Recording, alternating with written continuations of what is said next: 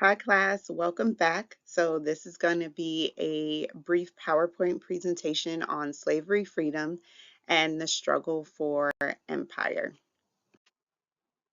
So our learning objectives for today is to examine the impact of the triangular trade and the Middle Passage, to discuss the different systems of slavery, to discuss slavery in the colonies, to examine causes, course, and consequences of the 7 Years and Pontiac War. 7 Years War and Pontiac War. Atlantic slave trade is going to be a series of triangular trade routes carrying British manufactured goods to Africa and to the colonies. Most colonial vessels traveled to major port cities such as New York, Charleston, Savannah, and the Caribbean. So with this map, you are looking at the various trades routes of the triangular trade. It's going to show you the people, what was traded on the routes like tobacco, coffee, cotton, sugar, and rice, and where they went. So they start in Europe, go to Africa. Um, they may move to South Africa or North America or the Caribbean. The Middle Passage was the second or middle leg in the triangular trade routes linking Europe, Africa, and America. So, with the Middle Passage, men, women, and children were packed tightly into vessels to maximize profit. And when we talk about men, women, and children, these are formerly enslaved people. Also, on the Middle Passage, they are going to exchange disease such as measles and smallpox that spread rapidly. And a lot of people will perish before even reaching America. Remember, the formerly enslaved people were not equipped to handle European diseases because they've never faced them. So, also, they were in cramped spaces. So, that kind of heightens the spread of certain diseases.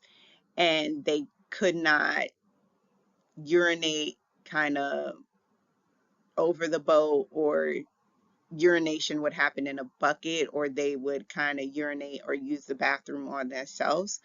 So it was hard to kind of combat those diseases with the formerly enslaved people not being able to be mobile on a boat. The Rice Kingdom. One type of slave system was based on rice production in South Carolina. Remember that each colony had an environment to grow a certain crop where it strives. So for South Carolina, it was rice because of a lot of the marshy plains in South Carolina. So rice led directly to economic development on a larger scale, um, due to the importation of slaves and growing divide between white and black. Another staple crop of South Carolina was indigo, which was used to dye clothes and other fabrics. So that really helped South Carolina kind of become a prominent economic colony due to those two crops, which again is rice and indigo. Georgia Experiment. Georgia was founded by James Oglethorpe in 1732. So Georgia was a debtor's colony, which means that you can, if you owe debt to certain people, you could work off that debt and then get your freedom. So it was to establish a safe haven for the worthy poor. Georgia will eventually be known as the debtors' colony, like I stated before, where people would work the land and pay off their debts, and then they would eventually live in the colony. Georgia's staple crop was rice, but then it will turn into cotton. Slavery in the North. Slavery was less essential to the economies in the North due to them being really focused on merchant ships and fishing and trading. Enslaved people made up only a small percentage of the northern colonies' population. Though slavery was not prominent in the North, there were still slaves that worked as farmhands or artisans in shops. Stonto Rebellion. So, in September 1739, a group of South Carolina slaves, most of them who recently arrived from the Congo and had been soldiers over in the Congo, they seized a store containing weapons. So they took the lives of 24 whites and 200 slaves. This rebellion is going to cause the other colonies to be on alert and really create stricter laws for enslaved people. So, on the next slide, you're going to get more of an overview of what the Stonto Rebellion is.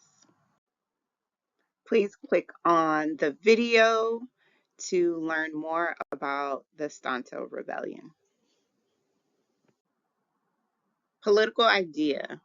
Republicanism is a political theory that creative active participation in public life, economically independent citizens as central freedom. So, liberalism is a political philosophy to emphasize the protection of liberty by limiting the power of government to interfere with natural rights of citizens. This is going to be the big debate in this chapter.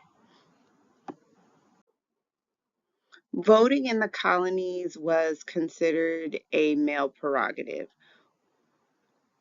and a wealthy male prerogative at first. In some colonies, Jewish people, Catholics, and Protestant dissenters could not vote. Free blacks during the time lost their right to vote. Native Americans participated in their own political endeavors. And then women really did not have a say so in politics or even voting. They did not get the right to vote in the early colonial era. The Great Awakening. Religion remained the focal point of American life throughout the 18th century. The Great Awakening was a series of religious revivals. Um, they will happen in these large white tents, and these pastors would just come preach about God and religion out and how these people need to stay close to religion. George Whitefield was an English minister who became the face of the Great Awakening, bringing emotional style to his preaching and really capturing that um, emotional style to really connect with the people who he was preaching to. Please watch the video on the Second Great Awakening. The 7 Years' War. Causes: competing colonial interests between Britain and France, territory disputes, and the French began constructing forts in the Ohio River Valley. Consequences: it will increase Britain's global power. War caused Britain to go into debt, and France will lose some territory. Pontiac's War. Causes: territorial changes due to the 7 Years' War, spiritual influence to reject European technology and shifting British policies. Consequences: proclamation of 1763, which is going to prohibit further colonial settlement west of the Appalachian Mountains. The common theme with the Native Americans is they're going to be forcefully pushed out of land, so their natural nature is to retaliate. The reason why certain Native American tribes settle in specific places is because they are accustomed to the land.